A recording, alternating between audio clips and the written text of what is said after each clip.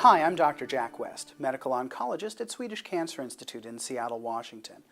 One of the very common questions that comes up from my patients with malignant pleural mesothelioma or many other cancers is, are there any particular exercises or activities that I should be doing to help me do as well as I can against the cancer, or particular activities that I should avoid because they might make things worse?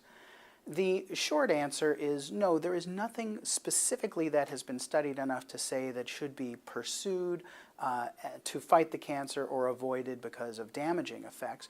But there are a couple of very valuable general pieces of information, and I would really break it up into 2 points. First, it is important to be as active as you feel up to.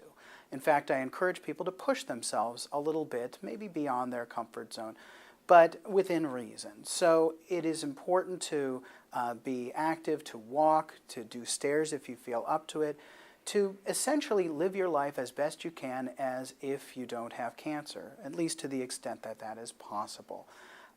This is going to help keep you active for longer, and it's going to potentially make you a better candidate for other potentially challenging treatments that may become available over time.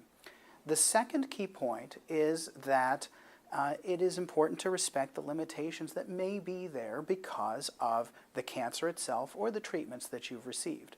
The cancer may be limiting lung function, it may cause pain, it may cause fatigue, diminished appetite and energy, and at the same time, the treatments that are given, whether that is a surgery that might involve removing an entire lung, possibly radiation, chemotherapy, these are things that are associated with challenging effects to recover from, fatigue, pain itself, and so these are not character flaws. These are real limitations, and if people need to take naps, if people aren't able to get up and around as much as they would like, it is important not to get too discouraged, but just to try to push as hard as you comfortably can, but to recognize that if you're feeling a lot of pain, discomfort, that is tissue damage that should really not be pressed beyond that point.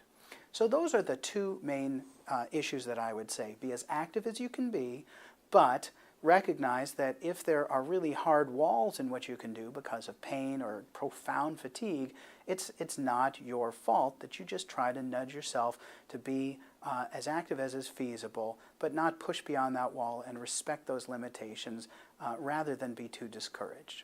I hope that's helpful. Take care.